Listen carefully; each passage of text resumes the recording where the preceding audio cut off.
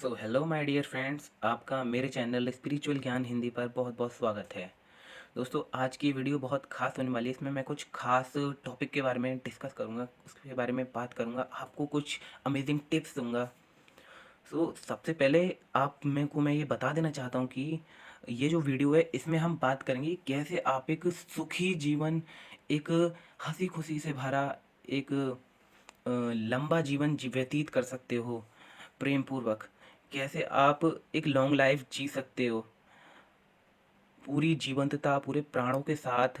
कैसे आप अपने जीवन में खिलकर प्रकट हो सकते हो। तो मैं आज आपको इसके लिए कुछ टिप्स बताऊंगा जो कि मैंने एक बुक इकिगाई उससे ली हैं। दोस्तों, आप भी जानते होंगे जापान के लोग कितना ज़्यादा जीते हैं, कितना लंबा जीते हैं। तो वहीं जापानीज़ कल्चर को देखकर, वहाँ की आबो हवा, सारी चीज़ों को देख कर के एक बुक लिखी गई है इकिगाई। और दोस्तों, इकिगाई का सिंपल मतलब होता है पैशन। दोस्तों, ये जो बुक है ना, ये हमें गाइड करती है कि कैसे हम एक लंबी आयु जी सकते हैं, आरोग्यवान बन सकते हैं और एक खुशी से भरी ज़िंदगी को व्यतीत कर सकते हैं। तो चलिए, अब ज़्यादा टाइम ना लेते हुए मैं आपको उन टिप्स के बारे में बताने शुरू करता हूँ कि जिससे आप एक लंबी ज़िंदगी जी सकते हो। दोस्तों, सबसे पहले जो टिप है वो है कि आपके अंदर एक स्ट्रॉन्ग डिज़ायर होनी चाहिए ज़िंदगी जीने की। दोस्तों, एक स्ट्रॉन्ग डिज़ायर ज़िंदगी जीने की केवल एक ऐसे इंसान के अंदर ही हो सकती है जो बहुत ज़्यादा जीवन में खुश हो, जो जीवन को जीना जानता हो, जो जीवन को जीना चाहता हो। अगर आप हमेशा चिंता में पड़े रहते हैं, अगर आप जीवन के रहस्यों से बहुत दूर हैं, अगर आपको जीवन का सही अर्थ नहीं पता, तो आपके भीतर एक स्ट्रॉन्ग डिज़ायर पैदा होना मुश्किल है। तो आप, और सबसे इम्पोर्टेंट चीज़ जो है वो है मोटिवेशन। वो मोटिवेशन आपको उस खुशी से ही मिलेगा जो जीवन जीने से आपके भीतर पैदा होती है, जो आनंद आता है। और मोटिवेशन के लिए आपके पास एक इकिगाई यानी कि एक पर्पज़ होना चाहिए। पर्पज़, एक उद्देश्य जिसके लिए आप जी सकें। अगर आपके पास एक पर्पज़ ही नहीं होगा तो आप किसके लिए जियोगे। आपके जीवन में एक गोल सेट करो, सोचो इस बारे में कि आपको कौन सी चीज़ जो है, जो ज़िंदगी में आप पाना चाहते हो या आकर्षित करना चाहते हो अपने जीवन में, ताकि आपके लिए वो एक मोटिवेशन फैक्टर बन जाए और आप ज़्यादा लंबी ज़िंदगी, लंबी आयु जी सको पूरी खुशी के साथ। एटलीस्ट जितना जियो से खुलकर जियो। मेरा यहाँ कहने का सिर्फ इतना ही अर्थ है। दोस्तों, दूसरी टिप है यहाँ पर हमारी, work joyfully and keep yourself absorbed into your passionate work. दोस्तों, आप जो भी करो उससे जॉयफुली करो, चाहे वो काम आपको अच्छा लगे या ना लगे। आपको उसे जितनी कोशिश हो जॉयफुली करना है। वो कैसे होगा, आप कैसे किसी काम को आनंद पूर्वक कर सकते हैं। दोस्तों, आप किसी काम को आनंद पूर्वक तभी कर सकते हैं जब आप वर्तमान क्षण में होकर पूरे होश, मतलब कहीं ना इधर जा रहे हैं ना इधर जा रहे हैं, आपका मन कहीं नहीं भाग रहा, अपने मन को आप ठहरा लेते हैं और पूरा ध्यान बस वो काम ही बसता है आपके, आप और वो काम आपके लिए बसता है बस। बाकी सारी दुनिया से जैसे आपने खुद को काट लिया। ऐसा कंसंट्रेशन हो जब फिर इस चीज़ का तो विचार ही नहीं आएगा कि हमें जॉयफुली वर्क करना या कैसे करना। जब आप उसमें इतने डीपली अब्जॉर्ब हो जाएंगे तो उस काम को करने का अपना आनंद आएगा। दोस्तों, आपने फ्लो स्टेट के बारे में तो सुना ही होगा। आप एक फ्लो स्टेट में पहुंच जाएंगे अगर आप खुद को वर्तमान क्षण में रखना सीख जाते हैं, वर्तमान क्षण में रहना सीख जाते हैं। और फ्लो स्टेट आपकी ज़िंदगी को बदल सकता है। फ्लो स्टेट में बेसिकली आप एक ऐसी फ्लो स्टेट में आ जाते हैं जिसमें आप जो भी काम कर रहे होते हैं आपको कुछ होश नहीं रहता कि आपको क्या हो रहा है। बस आप और आपके लिए वो काम बसता है। बस सारी दुनिया जैसे कहीं गायब हो जाती है, आप इतने एब्जॉर्ब हो जाते हैं, आपको आसपास की सुध नहीं रहते। और दोस्तों, मैं गारंटी दे सकता हूँ आपके लाइफ में ऐसी चीज़ें तो ज़रूर हुई होंगी, ऐसे मोमेंट्स ज़रूर आए होंगे जब आप किसी काम में इतना एब्जॉर्ब हो जाते कि आपको पता ही नहीं चलता कि आप कब उस काम को कर गए। और दोस्तों, ऐसे में जब पूरा फोकस, पूरा कंसंट्रेशन आपका काम, तो काम कितने अच्छे से होगा, काम कितने बढ़िया से कंप्लीट होगा आपका। दोस्तों, ये हो गई हमारी दो टिप्स। और दोस्तों, तीसरी है कि आपको जो है, जो भी आप भोजन करें, दोस्तों भोजन की बहुत अहमियत है। आप जैसा खाते हैं वैसा आपके तन और मन पर प्रभाव पड़ता है। दोस्तों, आपको जो है जितनी कोशिश हो सके, जितनी भूख है आपको उससे हमेशा कुछ कम ही खाएं। जैसे कि आपको जितनी भूख है ना, आप उसका 80% ही खाएं, केवल 80% फूड खाएं अगर आपको 100% भूख है तो। ये एक नियम है। दोस्तों, ऐसा मैं इसलिए कह रहा हूँ क्योंकि अक्सर सब लोग कहते तो हैं कि ये कम खाना चाहिए, इस पर इससे दुष्परिणाम क्या होता है दोस्तों।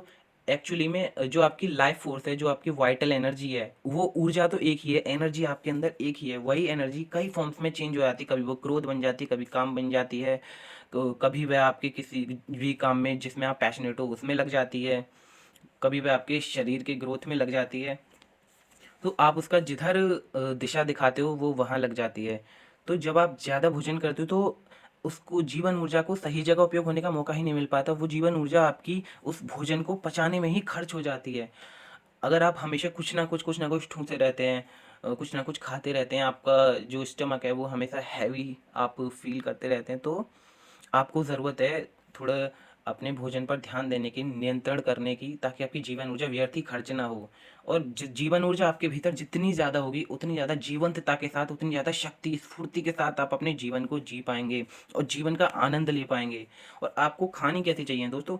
आपको वेजीज ज़्यादा खानी चाहिए, फ्रूट्स खानी चाहिए, क्योंकि आपका जो शरीर है उसमें एंजाइम्स होते हैं, पर सारे एंजाइम्स जो भोजन को पचाने के लिए ज़रूरी होते हैं वो आपकी बॉडी में नहीं होते। वो आपको बाहरी भोजन से भी मिलते हैं।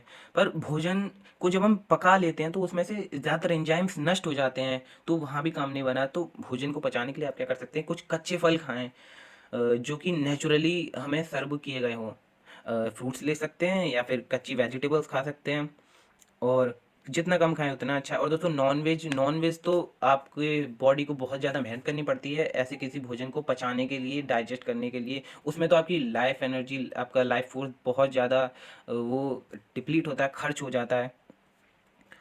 सो दोस्तों, आप अपने भोजन पर नियंत्रण रखें।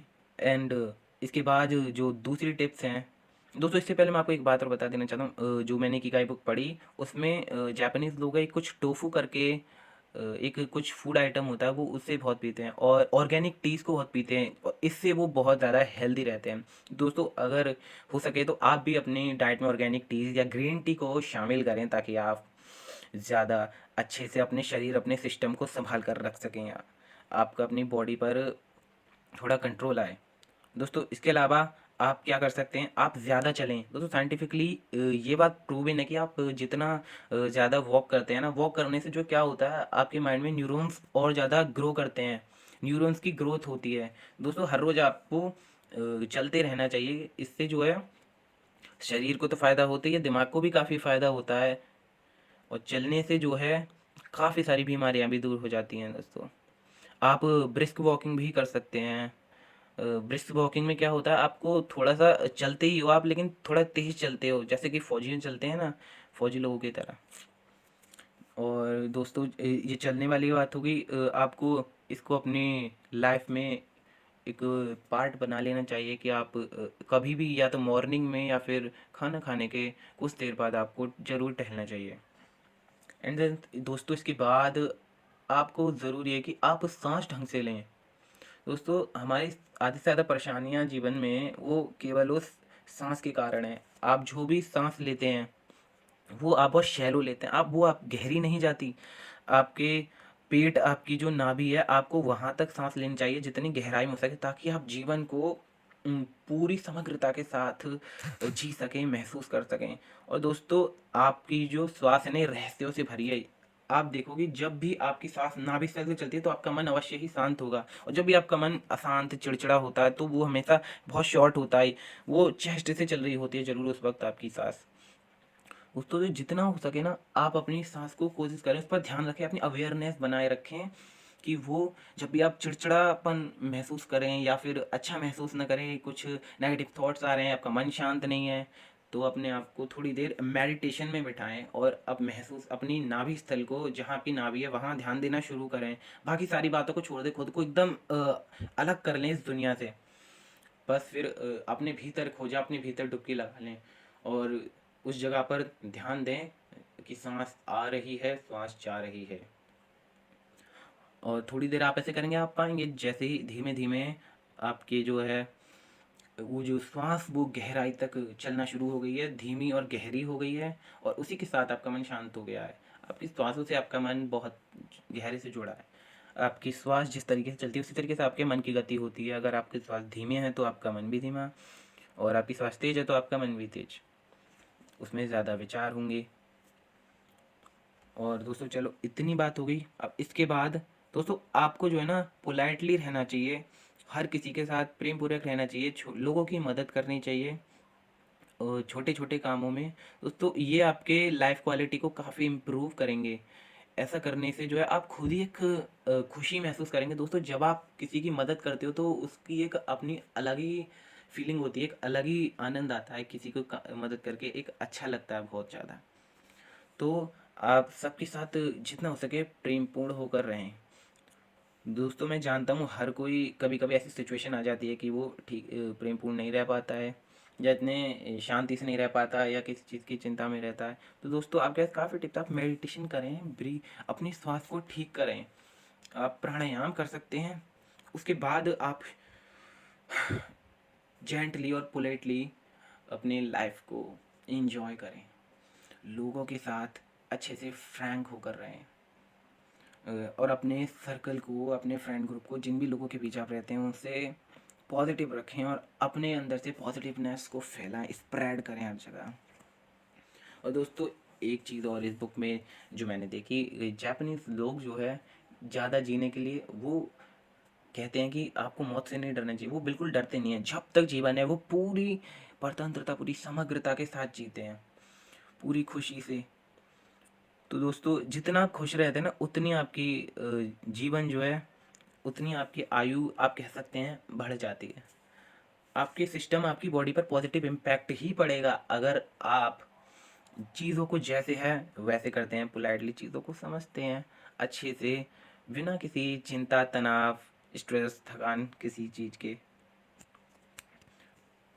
तो दोस्तों आप जीवन को पूरी उसकी जीवंतता में जीना शुरू कर दें। आप इस बात की फ़िक्र ना करें कि आगे क्या होगा या पीछे क्या हो गया। अपने आप को वर्तमान क्षण में रहना सिखा लें, और उसके लिए सबसे अच्छी विधि है ध्यान। आपको मेडिटेशन करना चाहिए हर रोज़, ज़्यादा देर नहीं, अगर आप हर रोज़ 10 मिनट भी करेंगे तो आपको काफ़ी फ़ायदा होगा उससे। आपकी लाइफ काफ़ी ज़्यादा ड्रास्टिकली इम्प्रूव हो जाएगी। दोस्तों इसके बाद अगली टिप है, आप जीवन में छोटी छोटी चीज़ें करें। दोस्तों आप मानो या ना मानो, लेकिन छोटी चीज़ें एक बहुत बड़ा चेंज लाती हैं।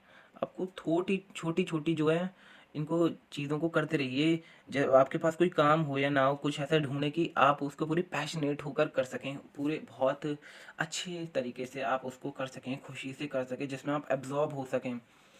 आप दोस्तों अगर आप खाली बैठते हैं तो आपका मन इधर उधर भागता रहता है, या तो आप ऐसे टाइम पे मेडिटेशन कर सकते हैं, या फिर किसी काम को ही आप ध्यान बना सकते हो। आप जो भी काम करो ना, उसमें इतनी एब्जॉर्ब होकर करो उसे। और आपको बड़े कामों से शुरू करने की जरूरत नहीं है, चाहे काम कैसा भी छोटा हो बड़ा हो। आप अगर छोटे छोटे स्टेप्स लेंगे ना, तो आपको उस काम में अंत तक पहुंचने में कोई दिक्कत नहीं होगी, वो काम आपका ज़रूर पूरा होगा। जो तो दोस्तों छोटे कदम लें आप। आपको अगर कोई बड़ा काम मिलता है, किसी भी काम को छोटे छोटे हिस्सों में डिवाइड कर लें दोस्तों, इससे आपकी परेशानी जो है बहुत कम हो जाती है, और बहुत आसानी से आप उसे सॉल्व कर पाते हो। और दोस्तों इसके अलावा आप स्माइल करते रहिए, और दोस्तों परमात्मा के प्रति ग्रेटिट्यूड रखिए, धन्यवाद का भाव रखिए। आपके पास जो है वो आज सब लोगों के पास नहीं होता है। आपके पास तो परमात्मा ने बहुत कुछ दे दिया, अभी बहुत से लोग हैं जिनके पास उतना भी नहीं है। आप ये सोचें, आपके पास जीवन है, आप जी रहे हैं, इससे ज़्यादा महत्वपूर्ण बात क्या हो सकती है। हर रोज़ कितने लोग मरते हैं, लेकिन आप जीवित हैं। तो ग्रेटफुल रहिए इस बात के लिए, परमात्मा का उसका बहुत धन्यवाद कीजिए। और दोस्तों नेचर के साथ कभी दूरी ना बनाए, नेचर के साथ हमेशा कनेक्ट रहिए। जब भी आपकी लाइफ आपको लगे ठीक नहीं चल रही हो, अस्त व्यस्त हो गई हो, बहुत ज़्यादा बिजी चल रही हो, आपको ऐसे में ज़रूरत है मेंटल कामनेस की। जब आप नेचुरली जो नेचर के साथ कनेक्ट होते हो ना, तो नेचर के साथ कनेक्ट होने से आपका माइंड अपने आप ही ऐसे पॉजिटिव एनवायरनमेंट में आकर शांत होना शुरू हो जाता है। जब प्योर एनर्जी, प्योर ऑक्सीजन आपके भीतर जाती है, आपके माइंड और आपकी बॉडी को एनर्जाइज करती है, तो आप बहुत ही अच्छा महसूस करते हो। नेचर के साथ दोस्तों फिर से रिकनेक्ट हो जाएं। और दोस्तों जित हो सके तो आप, अगर आपके घर में प्लांट्स वगैरह हैं, तो आपको उन्हें वाटर करना चाहिए। तो उस काम को बहुत ही प्यार से करें, अच्छे से करें, आपको बहुत खुशी होगी ऐसा करके। और जब भी मौका मिले तो फॉरेस्ट ट्रिप्स पर जाएं ज़रूर, कैंप वैम्प लगा कर, फ्रेंड्स को ले जाएं अपने, लेकिन नेचर के क्लोज रहें।